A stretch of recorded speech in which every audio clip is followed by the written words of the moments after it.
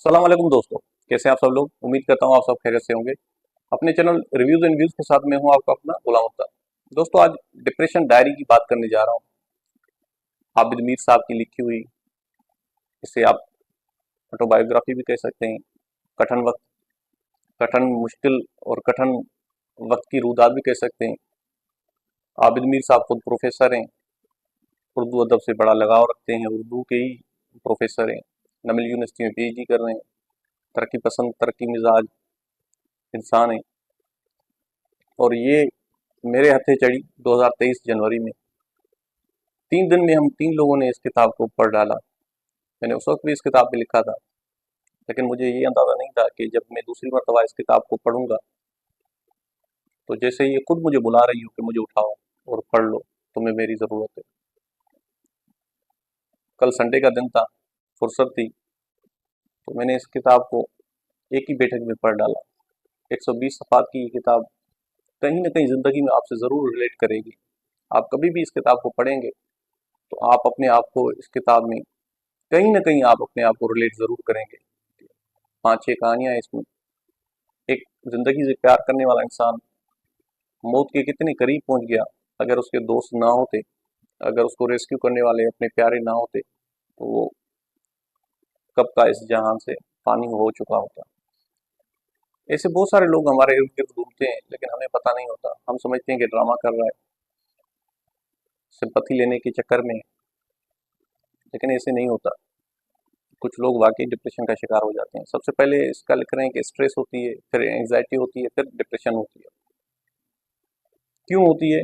क्योंकि जब एक एक पत्थर फेंका जाता है हर तरफ से, वो जब पूरा पहाड़ बन जाता है और हमारे कंधे उस पहाड़ के वजन को उठाने के काबिल नहीं रहते, तो हम अपनी ज़िंदगी से मायूस हो जाते हैं। हम इस ज़िंदगी को ख़त्म करना चाहते हैं। हम चाहते हैं कि हम ना रहें। इनका अपना इदारा है बलूचिस्तान में, महरदर, वहाँ से इन्होंने शाया की है।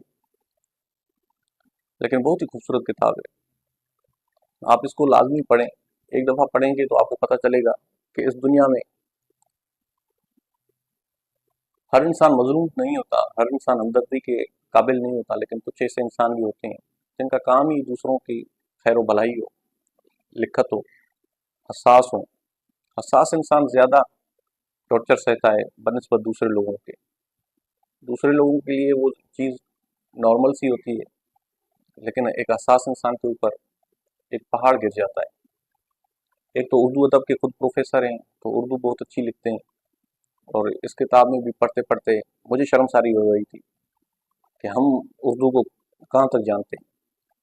ये किताब उन्होंने नाम की है ज़िंदगी के, वही ज़िंदगी जिसको वो ख़त्म करना चाहते थे। अपने इर्द गिर्द और बहुत ही प्यारे लोग जो उनको सोशल मीडिया पे ट्रोल कर रहे थे, उनको नहीं था पता कि हमारी ट्रोलिंग किसी की जान भी ले सकती है। फिर उनके दोस्त आए और उनको रेस्क्यू करके गाँव ले गए।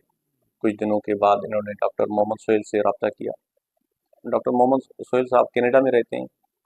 उनकी मैंने पहले भी एक किताब पढ़ी थी।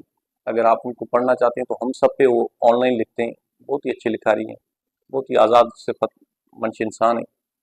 और जहाँ से मेरे ख्याल में पेशावर वैली से ताल्लुक़ रखते हैं। बाय रोड गए हैं ईरान से यूरोप, और यूरोप से फिर कनाडा जाके सेटल हुए हैं। बहुत ही अच्छे लिखारी भी हैं, अदीब भी हैं, लेकिन डॉक्टर भी हैं। और जो हम लिखते पढ़ते हैं उससे मुख्तलिफ जाके लिखते हैं। उनसे इन्होंने रब्ता किया है। उन्होंने फिर बताया है कि 2 लेडी डॉक्टर्स हैं, उनका रब्ता बताया है। फिर कोयटा के किसी साइकाट्रिस्ट के पास गए हैं, वहाँ से उनसे सेशन किया है, उनसे दवाई ली है, और फिर आहिस्ता आहिस्ता आहिस्ता करके रिकवर हुए।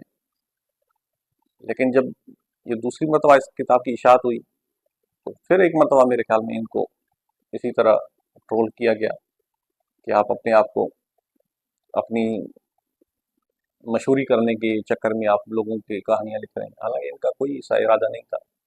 इन्होंने लिखी थी अपनी कि मुझे ग्रेट डिप्रेशन कहाँ से स्टार्ट होती है मेरी। एक एक कहानी करके उन्होंने लिखा कि इस कहानी ने भी मेरी ज़िंदगी में असर डाला, इस कहानी ने भी असर डाला, इसने भी डाला, इसने बिल्कुल तोड़ डाला मुझे।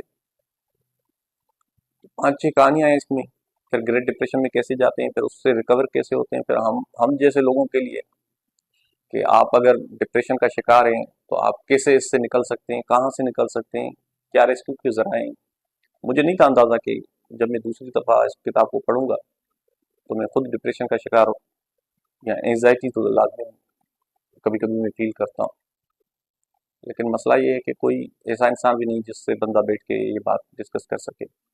कभी कभी आप बहुत अकेले रह जाते हैं, इतना अकेले कि आपको लगता है कि सिर्फ सोशल मीडिया है और कोई इंसान नहीं। इंसान का जो छुआव है, जो लम्स है, जो उनकी बात है, जो उनका पास रहना है, वो किसी सोशल मीडिया या गैजेट्स का नेमुल बदल नहीं। इंसान इंसान ही होता है। तो मैं खुद एक दो दिन से इस डिप्रेशन का शिकार हूँ। बहुत सारी बातें हैं, जब मैं पास में जाता हूँ तो एक एक कंकर सबने उठा के मारा है। फिर ये अगस्त का महीना है, पिछले साल मेरे साथ बड़ी एक ट्रेजेडी हुई थी। तो वो अगस्त का महीना जैसे स्टार्ट हुआ है तो मैं सोच रहा हूँ कि मेरे साथ ऐसे क्यों हुआ, मैं इस काबिल नहीं था, मैं तो बेकसूर था। तो जाहिर है इंसान के हज़ार मसाइल होते हैं, हज़ार दुश्मनाम होते हैं, हज़ार इल्ज़ामात होते हैं। लेकिन जब ऐसी किताबें आप पढ़ते हैं तो आप अपने आप को रिलैक्स फील करते हैं, कुछ ना कुछ आपको एक सहारा मिलता है कि हाँ, कोई तो है जो मेरे जैसा भी है। तो इस किताब को लाजमी पढ़ें। डिप्रेशन डायरी 120 सफ़ात पे मुश्तमिल है। नौजवान जो हमारे पाकिस्तान में रहते हैं वो तो इस किताब को लाजमी पढ़ें और देखें कि सोशल मीडिया और इससे बाहर की दुनिया भी है। सोशल मीडिया हमारे ज़िंदगी में बहुत मनफी असर भी रखती है। कोशिश करें अपने प्यारों के साथ रहें, उनके साथ टाइम स्पेंड करें, अकेलेपन का एहसास अपने आप को ना दें। मिलते हैं नेक्स्ट वीडियो में। उम्मीद करता हूँ ये वीडियो आपको पसंद आएगी। Thank you so much.